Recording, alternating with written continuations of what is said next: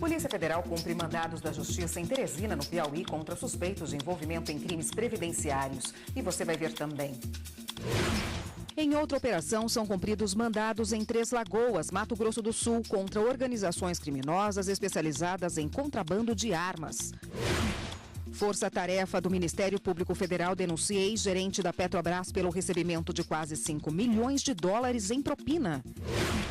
Tribunal Regional Federal da Primeira Região suspende transferência do ex-ministro Henrique Eduardo Alves da Academia de Polícia de Natal para o presídio da Papuda, no Distrito Federal. Justiça em São Paulo determina a perda dos direitos políticos do deputado federal Paulinho da Força por improbidade na utilização dos recursos do Fundo de Amparo ao Trabalhador. Ministro Edson Fachin do Supremo Tribunal Federal dá prazo de 5 dias para que Polícia Federal conclua inquérito contra presidente Michel Temer e ex-deputado Rocha Loures. E aberta no Supremo exposição do artista plástico baiano Valdomiro de Deus, reconhecido internacionalmente. Essas e outras notícias agora no Jornal da Justiça.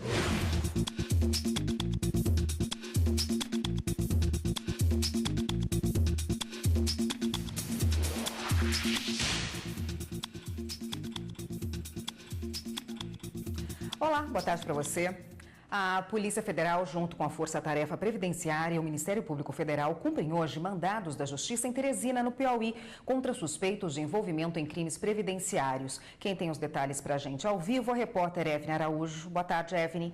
Boa tarde, Érica. Segundo as investigações, os envolvidos nesse esquema sacavam pensões da Previdência de beneficiários já mortos. Eles utilizavam documentos públicos falsos. Estão sendo cumpridos 2 mandados de prisão preventiva e 3 de busca e apreensão em Teresina, no Piauí.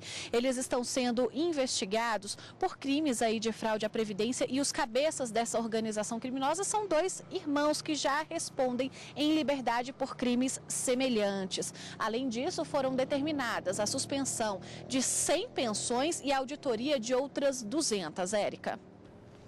Evne, tem também operação no Rio de Janeiro e Minas Gerais, né? É verdade, Érica. E dessa vez a Polícia Federal conta com o apoio de autoridades internacionais. Um ex-governador espanhol está sendo investigado por desvios de verbas públicas lá na Espanha para a compra de uma empresa aqui no Brasil. Estão sendo cumpridos 9 mandados de busca e apreensão e 2 de condução coercitiva. Érica. Obrigada, Evne. E a Polícia Federal deflagrou essa manhã a Operação Cerberus para desarticular uma quadrilha de tráfico de armas que tentaria resgatar um líder preso. São 3 mandados de condução coercitiva, 1 de prisão preventiva e 4 de busca e apreensão cumpridos em Campo Grande, Mato Grosso do Sul. As investigações começaram em março, quando o líder preso tentou fugir de presídio no interior do estado usando um revólver. Acabou transferido para a Penitenciária de Segurança Máxima de Campo Grande. Participam da ação 30 policiais federais, 20 PMs de choque e do estado e agentes do sistema penitenciário. A Força-Tarefa do Ministério Público Federal denunciou um ex-gerente da Petrobras pelo recebimento de quase 5 milhões de dólares em propina. Ele é acusado de participar do mesmo esquema que levou à condenação o ex-deputado Eduardo Cunha. O documento enviado à Justiça acusa o ex-gerente da área internacional da Petrobras, Pedro Augusto Cortes Xavier Bastos, pelos crimes de corrupção passiva e lavagem de dinheiro. Segundo a acusação, o ex-funcionário da estatal recebeu 4.800.000 dólares em propinas em uma conta offshore na Suíça. Em contrapartida, utilizou o cargo que ocupava para dar amparo técnico a um negócio que envolvia a venda de um campo seco de petróleo em Benin, na África, para a Petrobras. O crime ocorreu em 2011. Um relatório da própria Petrobras mostra que Pedro Augusto Bastos foi responsável por uma série de irregularidades, entre elas orientar a manipulação de dados para melhorar o resultado econômico do projeto e omitir informações sobre a realidade financeira da empresa contratada. Por causa disso, ele foi demitido da estatal no 2º semestre do ano passado. Bastos está preso desde o dia 26 de maio. O esquema de venda do campo de petróleo de Benin é o mesmo que levou à condenação do ex-presidente da Câmara dos Deputados, Eduardo Cunha, e do ex-diretor da Petrobras, Jorge Luiz Zelada. O Tribunal Regional Federal da Primeira Região, em Brasília, suspendeu liminarmente a transferência do ex-ministro Henrique Eduardo Alves da Academia de Polícia de Natal para o presídio da Papuda, no Distrito Federal. Henrique Eduardo Alves, ministro do Turismo nos governos Dilma Rousseff e Michel Temer, foi preso semana passada após mandados da Justiça expedidos em 2 operações. Em uma delas, ele é suspeito de corrupção na construção da Arena das Dunas e em outro é acusado de receber propina para a liberação de recursos do FGTS. A Justiça Federal havia determinado que o ex-ministro fosse transferido para Brasília, mas a defesa recorreu, alegando que o acusado tem família em Natal e que a transferência era desnecessária. A Companhia Paulista de Trens Metropolitanas, a CPTM, foi condenada a indenizar em R$15 mil por danos morais um passageiro que embarcou em um vagão do metrô superlotado na capital paulista. A determinação do Superior Tribunal de Justiça. Vagões lotados. Empurrões para conseguir um assento e não ter de viajar em pé e apertado até chegar em casa. Essa é a realidade de muitas pessoas que dependem do metrô nas grandes cidades. Às vezes também eles não dão nenhum lugar para a gente, assim, que é mais idoso, a gente vai naquele espremido, né, muito ruim. Eu me sinto particularmente como um animal, né, como se estivesse realmente enjaulado. A gente não tem muita locomoção, a gente não tem muita habilidade, realmente é muito ruim. É bastante complicado, mas fazer o que, né? O que a gente tem que viver com isso. Mas nem todo mundo se conforma com essa situação. Um usuário que passou um sufoco ao pegar o transporte público entrou na justiça pedindo indenização por danos morais. O passageiro contou que embarcou em um vagão que já estava lotado. Na estação seguinte, os funcionários da companhia empurraram ainda mais pessoas para dentro do vagão, deixando a situação insuportável. Por causa da superlotação, o passageiro acabou tendo que desembarcar antes do destino final. Em primeira instância, o pedido de indenização do usuário foi negado, mas o Tribunal de Justiça de São Paulo aceitou o recurso e condenou o metrô a pagar R$15 mil, já que havia fotos que comprovam a superlotação e a situação degradante vivida pelo passageiro. Esse advogado explica que o usuário tem direito garantido pelo Código de Defesa do Consumidor de receber o atendimento ofertado pela empresa. E caso aconteça algum problema, ela deve responder pela falha no serviço. Essa prestação de serviço ela tem que ser ofertada da mesma forma que ela é prometida. Ou seja, quando você compra um bilhete do metrô, você espera que dentro daquele vagão do metrô tenham pelo menos aquele número máximo de passageiros disponíveis lá dentro. A CPTM recorreu e o caso veio parar aqui no STJ. A empresa alegou que os seguranças da estação não empurraram usuários, que apenas tentaram fechar as portas do vagão para não atrasar a viagem. Argumentou também que não houve contato físico entre o passageiro e os agentes metroviários. No entanto, o relator do recurso especial, ministro Vilas Boas Cueva, observou que ficou evidente a situação de humilhação e o descaso aos deveres de segurança e cortesia nesse caso. Ainda segundo o ministro, o valor de danos morais definidos pelo TJ estadual atende a parâmetros de razoabilidade e proporcionalidade, servindo como medida pedagógica e punitiva. Não foi o vagão cheio de gente que gerou ao autor o direito à indenização. O que gerou ao autor o direito da indenização foi o fato dos funcionários do metrô ficarem empurrando mais pessoas para dentro do vagão, para que todas as pessoas entrassem e eles pudessem fechar as portas e seguir viagem com um número exorbitante de pessoas lá dentro, muito superior à máxima permitida. Os conselheiros do CNJ se reuniram hoje para a sessão de julgamentos. Quem tem as informações ao vivo é o repórter Gabriel Ciafrei, que acompanhou a sessão pela manhã. Boa tarde, Gabriel. Boa tarde, Érica. Boa tarde a todos. Na sessão de hoje do Conselho Nacional de Justiça, o plenário analisou um pedido de revisão disciplinar encaminhado por uma juíza do Tribunal de Justiça do Ceará. Vamos acompanhar na reportagem. O caso chegou ao Conselho Nacional de Justiça depois que o Tribunal de Justiça do Ceará decidiu aposentar compulsoriamente a magistrada, após indícios de irregularidades na análise feita pela juíza em processos envolvendo créditos consignados. Alegando irregularidades durante o julgamento do processo e violação ao princípio do contraditório e da ampla defesa, ela buscou o CNJ pedindo que a decisão do TJ fosse revisada. Na tribuna, o advogado reafirmou os argumentos apresentados pela magistrada no processo e disse que a decisão do tribunal de aposentar a juíza foi despropositada. citou trecho da Lei Orgânica da Magistratura que impede juízes de serem punidos por causa de decisões tomadas ao analisar processos e pediu a absolvição da juíza, além da volta dela ao desempenho das funções. Ao ler o voto, o relator conselheiro Lélio Bentes julgou o pedido parcialmente procedente, por entender que não houve dolo da magistrada e que houve excesso na pena aplicada a ela pelo tribunal. O relator determinou que a juíza seja colocada em disponibilidade até que surja um novo local para ela atuar e que até lá tenha remuneração proporcional ao tempo de serviço. O conselheiro Norberto Campelo divergiu do relator, entendendo que a aposentadoria compulsória deveria ser mantida. O voto do relator foi acompanhado pela maioria do plenário. A sessão de hoje é a última do ministro Lélio Bentes no Conselho Nacional de Justiça. E agora há pouco teve a cerimônia de posse da conselheira Maria Tereza Willi. Ela vai ocupar a vaga deixada pelo conselheiro Emanuel Campelo, que saiu do Conselho Nacional de Justiça no fim do ano passado. Maria Tereza Willi é formada em Direito pela Universidade Estadual de Londrina, no Paraná. Ela atuava como procuradora de Justiça e na área de Política Criminal e Penitenciária.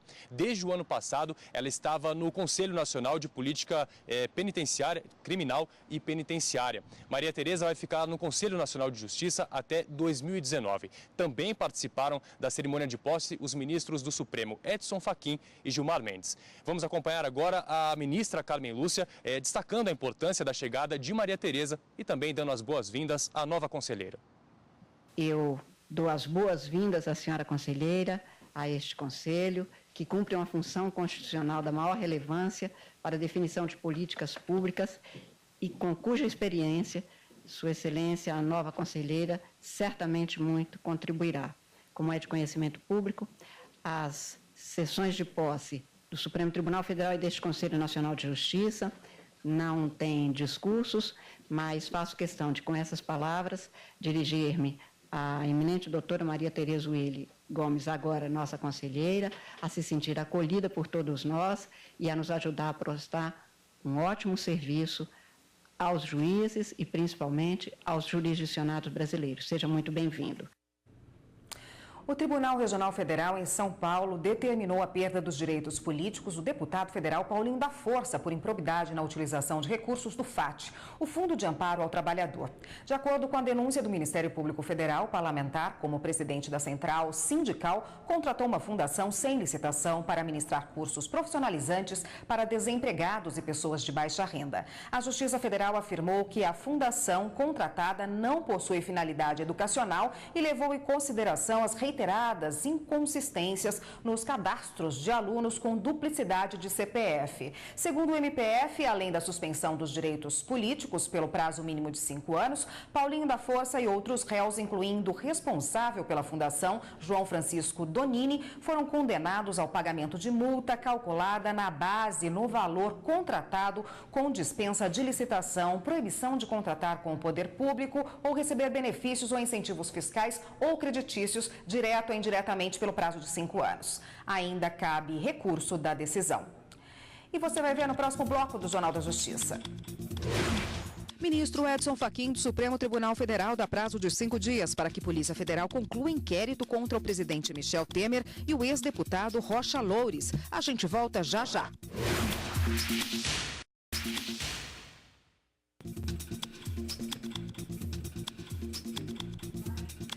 O ministro Edson Fachin, do Supremo Tribunal Federal, concedeu a pedido da Polícia Federal mais 5 dias de prazo para a conclusão das investigações no inquérito sobre as gravações referentes às delações dos donos da empresa JBS, que envolvem o presidente da República, Michel Temer, e o ex-deputado Rodrigo Rocha Loures. Na mesma decisão, Fachin determina o mesmo prazo para que a Procuradoria-Geral da República se manifeste sobre o pedido da defesa do presidente Temer pelo arquivamento do referido inquérito, já que os advogados alegam falta de elementos probatórios para fundamentar a denúncia. Os síndicos de condomínios devem ficar atentos à forma de prestar contas quando o assunto é proprietário inadimplente. Isso porque essa situação pode causar, além de um mal-estar, problemas judiciais. A convivência entre vizinhos, na maioria das vezes, requer muita paciência e jogo de cintura, ainda mais quando se fala em reunião de condomínio. Na Assembleia, a divulgação da inadimplência é sempre difícil. De um lado, o síndico deve manter a transparência na prestação de contas. Por outro, não se pode constranger o morador em débito. Segundo o Sindicato dos Condomínios Residenciais e Comerciais do Distrito Federal, a identificação da unidade devedora é necessária, mas precisa ser feita com cuidado. Na reunião de condôminos, o síndico pode divulgar a unidade e o nome do proprietário verbalmente, desde que não atribua aos devedores adjetivos pejorativos. Outros moradores também não podem constranger o vizinho. O mais adequado mesmo é que o síndico abra a assembleia informando aos presentes que a lista com os imóveis inadimplentes está disponível para quem quiser consultar, mas a informação é restrita aos condôminos proprietários e não a terceiros. E o síndico não pode divulgar os nomes dos devedores nas áreas comuns do condomínio. A exposição ao ridículo pode gerar indenização por danos morais. Bom, e o advogado Delcio de Oliveira Júnior está aqui conosco hoje para falar sobre esse tema que é tão recorrente, né, doutor? O inquilino, por exemplo, que está devendo o condomínio, ele que não pagou, quem é citado, ele ou o proprietário? O débito condominial, ele é um débito próprio terreno, ou seja, ele é próprio do imóvel. Então, sempre quem será instado a pagar na justiça será o proprietário do imóvel, ou o promitente comprador quando houver um contrato de gaveta. Então, o inquilino, ele pode sim responder administrativamente, mas judicialmente ele jamais poderá responder. O inquilino, tanto o inquilino, né, quanto o proprietário, eles podem ter acesso à lista de inadimplentes, tem que ter livre acesso a saber o que está devendo? Com certeza, é um direito do proprietário, um direito do inquilino saber quanto ele deve e se deve. E mais, deve o condomínio anualmente emitir uma certidão informando se aquela unidade tem quitação ou não tem quitação plena dos débitos. Então, daí é a publicidade e a necessidade de saber se aquela unidade é devedora ou não. Se o inquilino não pagou, ele sabe que está devendo, por quanto tempo está devendo, pelo menos tem alguma noção, né? Mas o dono, o proprietário, às vezes aquele imóvel está alugado por muito tempo, ele não está conferindo isso mensalmente. Ele pode ser pego de surpresa ou ele também tem que ser notificado de que está havendo um débito no condomínio com um certo prazo de antecedência e até para ele cobrar o próprio inquilino? Isso acontece muito, é uma questão rotineira que, infelizmente, quando o proprietário da unidade não aluga via imobiliária, o corretor de imóveis, ele às vezes fica desprotegido pela fiscalização das taxas condominiais. O síndico, em verdade, ele não tem obrigação, a menos que expressamente previsto em convenção, de notificar o proprietário pela inadimplência do seu inquilino. Mas o ideal é que fosse feito isto, que o síndico enviasse uma correspondência ao inquilino com cópia para o proprietário, para que efetivamente o proprietário pudesse até fazer uma pressão, no bom sentido, para que o inquilino viesse a adimplir aquelas taxas não pagas.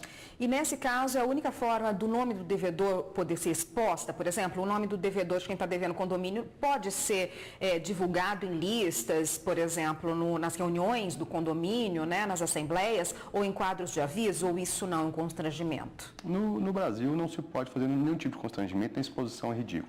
Então, quando o condomínio entender por bem, o síndico entender por bem que efetivamente deve dar publicidade à lista de inadimplentes, deve ser dada somente em assembleia, aos condôminos proprietários ou no escritório fechado do condomínio. Em hipótese nenhuma pode ser colocado lista em hall de entrada, em quadro de avisos, ser distribuído nas caixas de correspondência.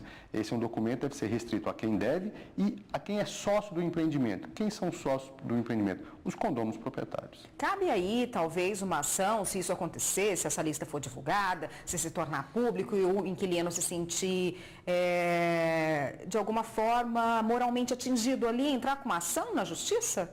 A jurisprudência é bem pacífica já sobre essa questão. Toda vez que um inadimplente for exposto a ridículo, seja com exposição de documentos, seja com exposição até de forma de falar, porque nós temos que observar, quando o síndico for informar que a unidade está inadimplente ou aquela pessoa está inadimplente, ele não deve usar adjetivos pejorativos, deve simplesmente informar.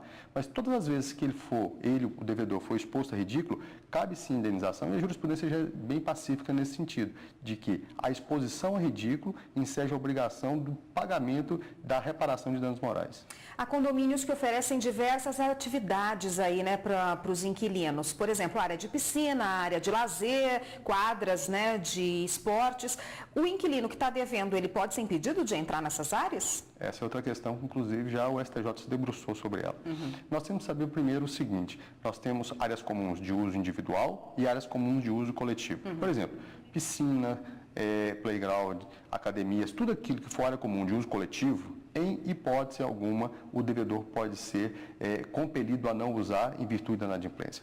Mas como existem também questões que são áreas comuns de uso individual, um salão de festa e algo nesse sentido, aí, se tiver previsto na convenção do condomínio, pode ter restrição de uso.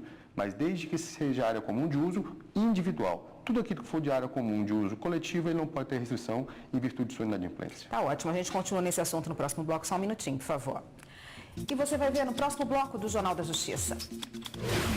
Aberta no Supremo, exposição do artista plástico baiano Valdomiro de Deus, reconhecido internacionalmente. A gente volta já já.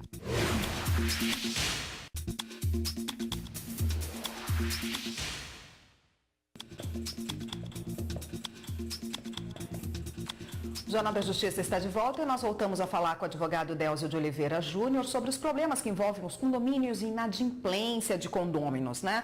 O senhor já falou um pouco no bloco anterior, mas vamos relembrar como é que o condômino ali ele deve ser avisado, quais são as formas ideais dele ser avisado de uma dívida? O ideal é que o síndico faça uma notificação extrajudicial ou mesmo um ofício entregue em mãos ao devedor.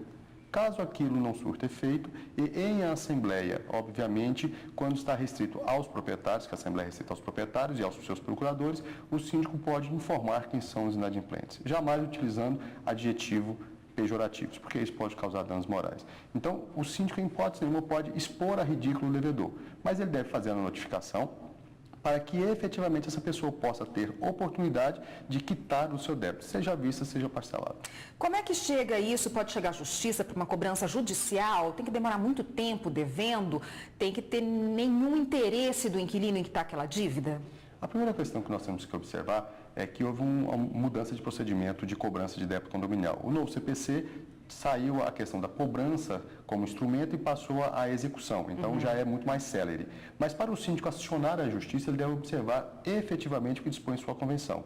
Porque tem convenção que determina que só após 6 meses do débito, tem convenção que determina que após 3 meses. Se a convenção for omissa, o síndico deve dar imediata cobrança após a inadimplência, ou seja, venceu no dia 30, já no dia 5 ou 6 já começa a fazer a cobrança para evitar que tenha um acúmulo de débitos condominiais. Até porque nós temos que lembrar que o síndico só tem 5 anos para cobrar qualquer débito na justiça.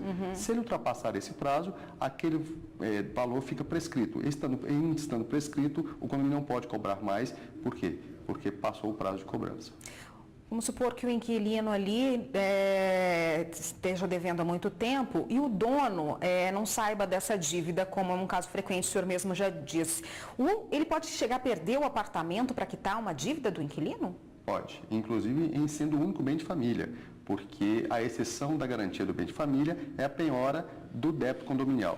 Então, o que é ideal para quando uma pessoa aluga um imóvel? Primeiro, que ele faça por corretor de imóveis ou imobiliária. Em fazendo particularmente, ele deve informar ao condomínio, mandar um documento ao condomínio dizendo o seguinte: olha, por favor, toda vez que essa unidade tiver um débito, ao notificar o inquilino, notifique também a mim, proprietário, para que ele possa fazer o quê? Para que ele possa fazer uma cobrança juntamente com o condomínio. Assim vai evitar qualquer problema. E aí o síndico tem que estar muito atento, porque se tiver um documento pedindo para que a cobrança seja feita também em nome do proprietário e o síndico só cobrar do inquilino e esse proprietário seja obrigado a pagar o imóvel sob pena de perdê-lo, depois o proprietário pode entrar com ação de danos materiais. Por quê? Porque ele às vezes perdeu o direito de cobrar do seu inquilino. O inquilino foi embora, não tinha garantia locatícia e ele vai perder. E quem deu origem à perda do direito do proprietário de cobrar do inquilino? Muitas vezes foi o síndico. Então, o síndico deve observar se existe ou não um requerimento desse proprietário. Quer dizer, uma atividade muito importante também, todo mundo tem que ficar de olho aí, em todas as partes, né? Com certeza, até porque nós temos que lembrar que débito condominial é rateio de despesa. Ninguém paga condomínio. Em verdade, nós falamos erroneamente pagar condomínio. Nós fazemos o rateio da cota parte da despesa. Então, o condomínio não é empresa, ele não tem capital social, não tem capital de giro. Então, o condomínio tem uma despesa mensal que deve ser rateada por todos os condôminos. Quanto maior o número de inadimplentes, maior o número de rateio para os adimplentes. Então, isso vai causar um desconforto, inclusive para com os adimplentes. E aí, muitas vezes, nós chegamos a verificar até situações de agressões físicas entre adimplentes e inadimplentes, porque o adimplente tem que pagar pelo serviço do outro. Tá ótimo. Obrigada, doutor, pela participação aqui no Jornal da Justiça. Eu conversei com Delcio de Oliveira Júnior, que é advogado, conversou com a gente a respeito de toda a questão judicial que envolve condôminos inadimplentes. Obrigada, doutor. Até uma próxima. O programa Grandes Julgamentos do STF desta semana vai falar da decisão da Corte que permite a cobrança de mensalidade por instituições públicas de ensino superior quando o curso é de especialização. Se por um lado isso pode significar mais recursos e autonomia financeira para as universidades públicas, por outro, a cobrança dos cursos de pós-graduação lato sensu preocupa estudantes e profissionais. Você vai saber dos impactos da decisão para quem quer se qualificar para o mercado de trabalho. O programa Grandes Julgamentos do STF é daqui a pouquinho, logo após o Jornal da Justiça, primeira edição. E foi aberta agora há pouco pela presidente do Supremo Tribunal Federal e do Conselho Nacional de Justiça, ministra Carmen Lúcia, a exposição Olhar de Valdomiro, que mostra a trajetória de 57 anos de trabalho desse artista baiano. De origem humilde, o baiano de Itajibá gostava de pintar desde criança. Levou uma vida itinerante pelo sertão da Bahia e parte de Minas até chegar a São Paulo, onde trabalhou como engraxate até vender os quadros que fazia no viaduto do Chá.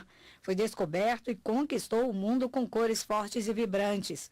A obra de Valdomiro retrata de forma poética tanto o cotidiano das cidades grandes como o dia a dia de quem vive no interior do país, como também temas religiosos, festas populares e folclore. O artista é considerado o maior primitivista brasileiro. Eu trabalho muito em cima da alegria do ser humano. Eu procuro transmitir uma obra com cores alegres, buscando um olhar do ser humano, porque o título da exposição é O Olhar de Valdomiro e de Deus, né, sobre o planeta. Valdomiro já pintou mais de 2.000 quadros expostos em galerias na França, Itália, Israel e em várias capitais do Brasil.